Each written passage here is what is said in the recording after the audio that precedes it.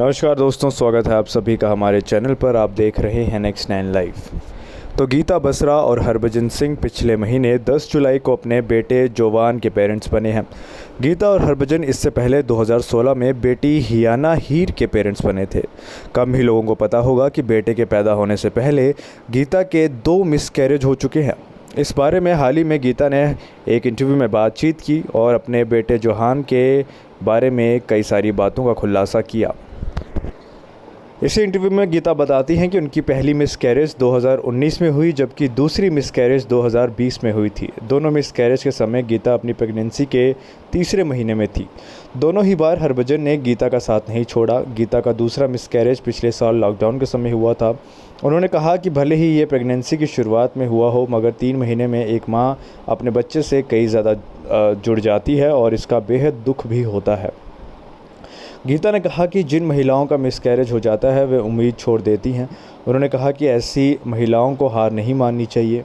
हाँ, ये सही है कि मिसकैरेज आप पर बुरा असर ज़रूर डालती है, जिससे निकलने में आपको लंबा वक्त लग सकता है। लेकिन कुछ दोस्तों को भी मिसकैरेज हो चुकी है, लेकिन एक महिला के तौर पर हमें इस बात को जल्द से जल्द भूलकर आगे बढ़ जाना चाहिए और आगे के लिए सकारात्मक सोच रखनी चाहिए। इस बात को लेकर गीता कहती हैं कि पिछले 2 साल में मेरे बेहद कठिन समय निकले हैं, लेकिन मैंने अपने आप को टूटने से बचाया है। मिसकैरेज के बाद किसी महिला के हार्मोन्स बहुत ऊपर नीचे हो जाते हैं, जिसके बाद खुद को मेंटेन करना काफ़ी ज़्यादा मुश्किल हो जाता है, लेकिन मैंने खुद को मजबूत बनाए रखा। दूसरे मिसकैरेज के बाद गीता अपनी ससुराल में पंजाब रहने लगी और वहाँ परिवार के साथ रहने लगी थी और परिवार वाले उनका ख्याल भी रखते थे। गीता ने कहा कि वे शादी से पहले ही हमेशा अपने 2 बच्चे होना चाहती थी। उन्होंने कहा कि अगर सब कुछ ठीक रहता तो उनके बेटे का जन्म तभी हो जाता जब बेटी हियाना 3 साल की थी। अब हियाना 5 साल की है और अब उनका बेटा इस दुनिया में आया था।